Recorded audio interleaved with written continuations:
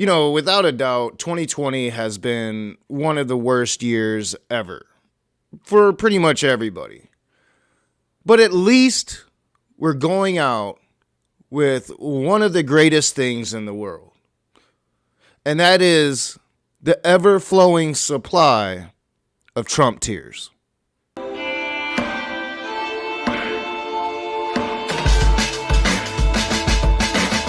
What is up, you sinners and saints, you heathens, demons, godless bastards? Welcome back to The Rage. I am the Raging Atheist. And it's been a few weeks since I looked at Mr. Rogers, at Marcus Rogers. And I was wondering, has he gotten over the fact that God lied to him, that Trump's not president? Has he gotten over this silly conspiracy shit? Let's check it out.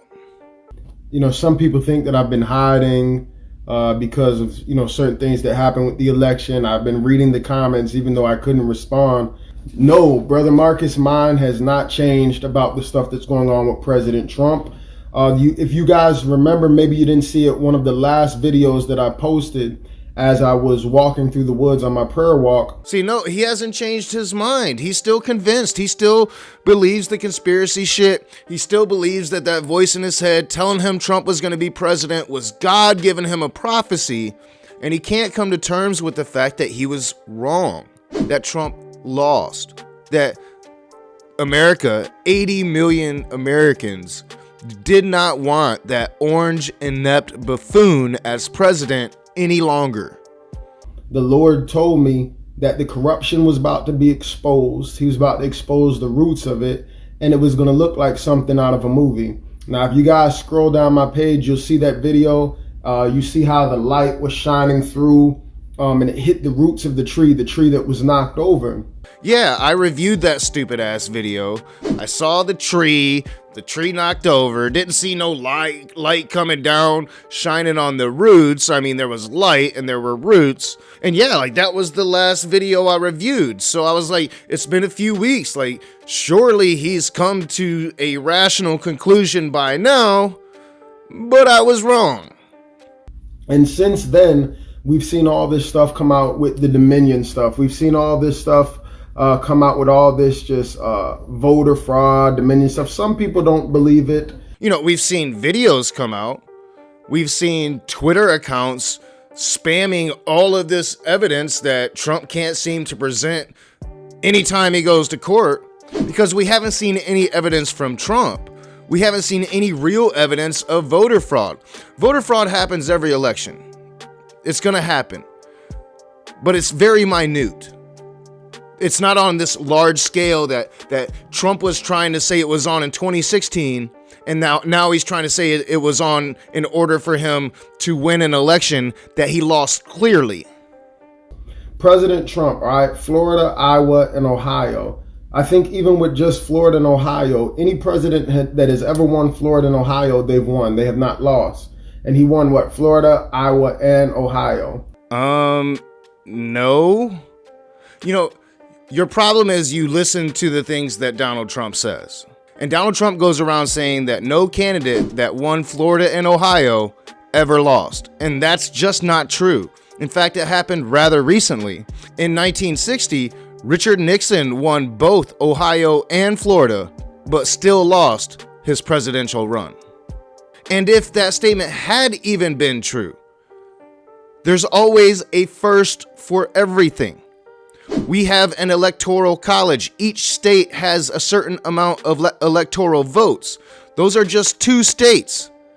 You can lose both of those, turn other states, and still win very easily. Like what you're saying just doesn't make any logical fucking sense at all. What Trump is saying makes no logical sense at all, because even if it had never been done, it would be easy to do. So no president has ever won those states and lost. And then Trump, all right, he did the best with minorities of any Republican ever. And since the last election season, he improved in literally every area, over 10 million more votes. No president has ever increased in these categories and lost. And we've never had the level of voting that we've had. Never. When the pandemic hits and states are allowing people to vote from home, when you have mail-in voting, which had to happen, which should be what we do moving forward, perfect the system, but we had voter turnout like we've never had before, you're going to gain. And it goes to show you that while, yes, certain grifters of his were running some successful campaigns in the black community, he lost in other areas. And he lost because of the pandemic. And he lost because of his ineptitude. And he lost because of his tax breaks that were for the rich. And now everybody's starting to realize it as their taxes start going up. That's why he lost. And this should be the motto moving forward, because every election cycle we talk about getting the young vote. Every election cycle we talk about the people that don't vote. This year, we found a solution to that problem. Obama, during his second term, he actually lost support, all right, and he decreased in support, and he still won. Trump increased. He got 10 million more votes. He did better with minorities than any Republican president. He went up in his percentage for African-American men, and you're telling us that he lost, including when he won Florida and Ohio. Yeah, they're telling you he lost because he lost. He lost because all those votes that came in for Joe Biden. He lost because he was too busy floating conspiracy theories about COVID instead of actually taking care of the COVID. Like he's doing now. He's floating these conspiracy theories about election while he's not taking care of COVID. Let's see what else we had on here that I wanted to talk about. Okay, yeah, and then Obama, he did worse in his second term, and he still won. You mean to tell me that Joe Biden was doing bad in all of these states, but he won Georgia and he did better than Obama did in Georgia? All right, so this whole argument of Obama winning in 2012 is ridiculous. You have to go to the political climate of 2012 to understand it. A lot of Democrats were turned off by Obama because he wasn't that progressive. They had successfully demonized Obamacare for 3 years. So you had a battle lined up to where an energized Republican base very nearly knocked off a popular incumbent president because of the successful propaganda campaign on Obamacare. So then fast forward to 2018, when Governor Brian Kemp, that governor you guys are trying to claim helped the Democrats, when he stole the election from Stacey Abrams, when he didn't allow hundreds of thousands of black people to vote in Georgia, and then you had Stacey Abrams reminding people every day of what happened in 2018. Every single day she was on the streets reminding people what happened in 2018. Yes, you're going to have historic black turnout in Georgia, and they're going to be voting for the other team. Come on, man. Georgia has did a recount 3 times, and people are like, oh, every time they do they're recounting fraudulent votes. If they don't check the signatures, they're just counting the same fraudulent votes over and over again. They've done 3 recounts.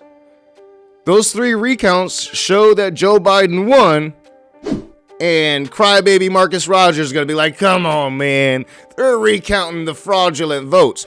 They're not fraudulent votes. Just because you say they're fraudulent doesn't make them fraudulent. This is fucking Georgia. This was a Republican institution of a state. This was one of the most corrupt governors you have in your party.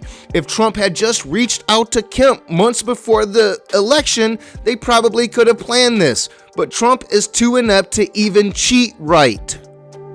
Now, some people, they don't want to, and here's the scary part. They don't want to acknowledge, dead people were voting. They don't want to acknowledge, all the voter fraud or the videos that they see. And what's the scariest thing is that the media doesn't want to cover it. Let me ask you something. Why Kamala Harris, why has she not given up her seat? Kamala Harris has given up her seat, but the session of Congress hasn't ended yet.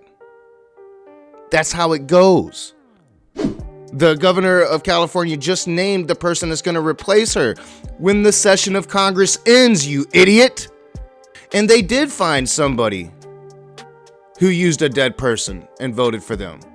And it was a Republican who used his dead mother to vote for Trump.